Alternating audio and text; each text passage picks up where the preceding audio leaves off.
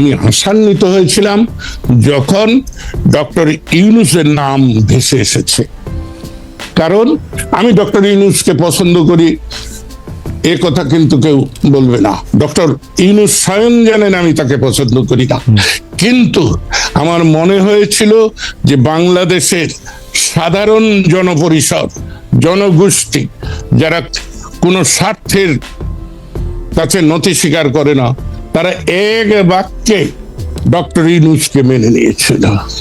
এবং আজকে বাংলাদেশের এই 5-6 মাসের অবস্থাটাকে আপনি দেখুন। না, সেই জন্য তো আওয়ামী লীগ দায়ী, সেই জন্য তো আওয়ামী লীগ দায়ী, সেই জন্য তো আওয়ামী লীগের 15 বছরের দুঃশাসন দায়ী। প্রতিষ্ঠানগুলিকে ধ্বংস করা হয়েছে, পুলিশ, সেটা বলছি, পুলিশ, আমলাতন্ত্র, আমি তো স্বীকার, হ্যাঁ, কিন্তু নেতৃত্ব যিনি আসছেন ডক্টর ইউনূস তো নেতৃত্ব দিতে পারছেন না। শেখ হাসিনা কি নেতৃত্ব দিতে পেরেছেন জনাব সিদ্দিকী? আপনি কি আমাদের বলবেন? শেখ হাসিনা তো লুটপাট ছাড়া আর কি নেতৃত্ব দিয়েছেন আপনি আমাদের বলেন। আমি তো বলি নাই যে শেখ হাসিনা ভালো কিছু করেছেন, আপনি কিন্তু শেখ হাসিনা দেশটাকে একটা স্থিতিশীল অবস্থায় রেখেছিলেন, সকল কায়েমি স্বার্থবাদীদেরকে সুবিধা বন্টন করে একটা ব্যবস্থা রেখেছিলেন। এইখানেই তো আমার প্রশ্ন, যে 5ই আগস্টকে যারা বলেন বিপ্লব অভ্যুত্থান, আমি বলি না, এটা বিস্ফোরণ। বিস্ফোরণ যদি না হবে, আপনি বলুন 5ই আগস্ট 5টার সময়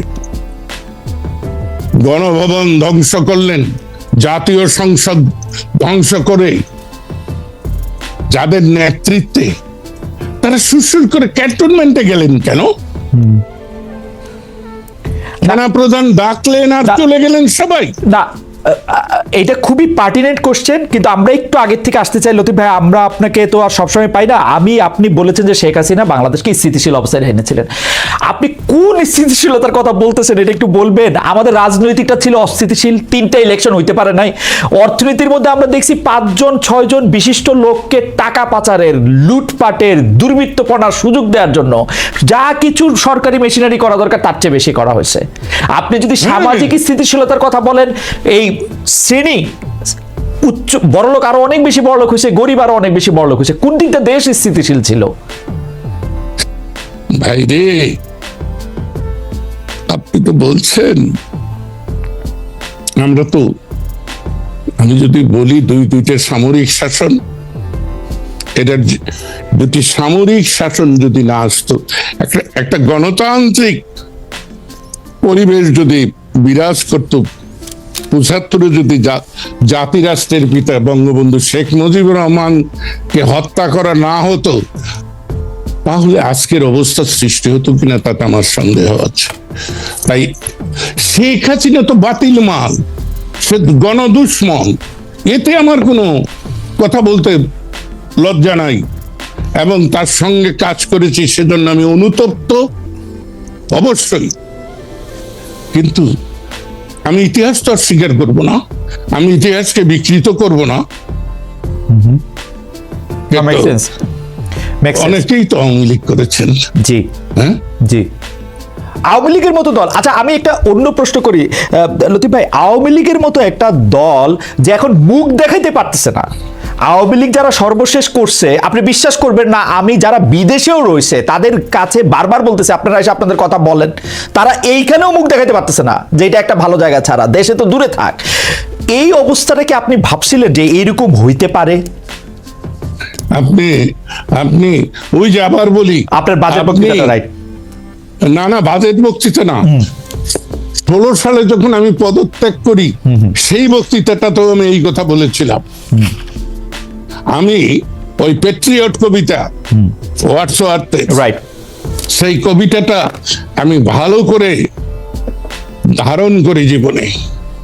তাই বিজয়ী বীর, দেশপ্রেমিক ফুলের মালা নিয়ে আসে, যদি ব্যর্থ হয়, জনস্বার্থ বিরোধী কাজে লিপ্ত হয়, তাহলে জুতার মালা দিয়ে যেতে হয়, রাইট। আমি কালকে শেখ হাসিনাকে সমর্থন করেছি বলেই আজকে করব এ কথা তো আমি বলছি না, কিন্তু আপনি যেটা বললেন যে মুখ দেখায় কি করে, আপনি এখনো জানেন না এই বাংলাদেশে আওয়ামী লীগের এমন সমর্থক আছে তারা এখনো শেখ হাসিনাকে নিয়ে স্বপ্ন দেখে, যারা আমাকে ভয় দেখায় যে আপনি যে শেখ হাসিনার বিরুদ্ধে বলেন ভবিষ্যৎ কি হবো। আমি যে 87 বছরের একজন বৃদ্ধের ভবিষ্যৎ আর কত।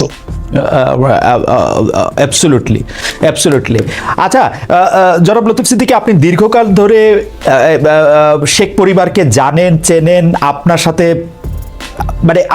আওয়ামী লীগেরও একটা নিবিড় সম্পর্ক রয়েছে। আপনি আমাকে বলেন তো, যেই লিডার কোনো রকম কোনো আগের থেকে পরের থেকে কিছু না বলে দেশের তার যারা সাপোর্টার তাদেরকে বিপদে ফেলে, শুধুমাত্র উনি যাদেরকে তাদের পরিবারের অংশ মনে করেন তাদেরকে হিন্ট দিয়ে, শেখ তাপসকে আগে চলে যেতে বলছেন, তার আত্মীয় স্বজন আগে চলে যেতে বলছেন, শেখ রেহানার বিয়ার আগে চলে গেছেন, উনি চলে গেছেন, তাকে নিয়ে আর ভাবনাটা কি, আর এটা কারণটা কি? আমার তো মনে হয় আওয়ামী লীগের থেকে দাবি তোলা উচিত শেখ হাসিনার শাস্তির ব্যাপারে। আপনি এটাতে কিভাবে দেখেন? এটা কিরকম? এটা একটু উল্টা কথা হইতেছে না, যে আপনি তাকে নিয়ে স্বপ্ন দেখতেছে আওয়ামী লীগের লোকজন? তিনি তো সব জানতেন। আপনার মনে আছে, কালো কাপড়, কালো শাড়ি পরে তিনি বোধহয় জুলাই মাসের 20 না 21 তারিখে একটা বক্তৃতা করলেন। হ্যাঁ, আমি সেদিনই ধরে নিয়েছি। আর আরো একটা কথা বলি, পাকিস্তানে বলুন আর বাংলাদেশে বলুন, যতবার জরুরি আইন জারি হয়েছে তখনই দেখা গেছে সরকারের পতন হয়েছে। আপনি হিসাব করে দেখেন, 69-এর গণ আন্দোলনে যেদিন জরুরি আইন জারি হয়েছে তার 15 দিনের মধ্যে আইয়ুবের পতন হয়েছে। জিয়া নিহত হয়ে সম্মানের সঙ্গে গেছেন। এরশাদ জরুরি আইনের 21 দিন পরে তিনি ক্ষমতাচ্যুত হয়েছেন। খালেদা জিয়া জরুরি আইন ঘোষণার কয়দিন পরে গেছেন আমার খেয়াল নাই। তো উনি 20 জুলাই জরুরি আইন জারি করেছেন, 5ই আগস্ট চলে গিয়েছেন। ওকে ওকে, লতিফ ভাই, আমি আমি আমি আমি আপনাকে অন্য প্রশ্ন আমার কিউ করা আছে, কিন্তু দর্শকদের একটা প্রশ্ন আপনাকে একটু আপনি জবাব দেন, সেটা হলো যে আপনি আওয়ামী লীগের ভবিষ্যৎ কি দেখেন? খুব সংক্ষেপে যদি একটু বলেন, যে একটা আওয়ামী লীগের ভবিষ্যৎ কি আসলে।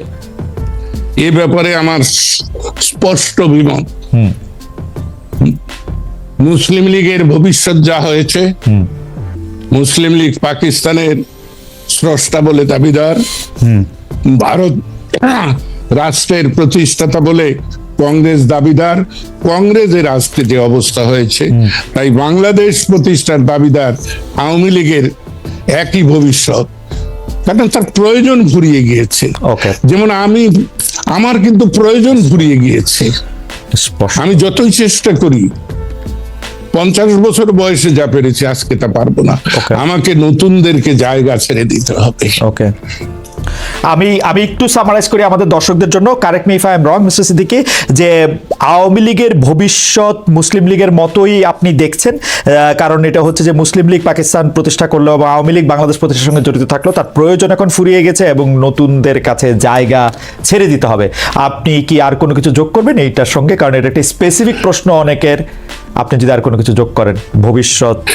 যোগটা হলো, সময়ের দাবিতে আওয়ামী লীগের প্রয়োজন নাই, তারপরেও আওয়ামী লীগ যে দুর্নীতি, দুরাচার, গুম, হত্যা, বিনা বিচারে মানুষকে অত্যাচার করেছে, বাক স্বাধীনতা হরণ করেছিল,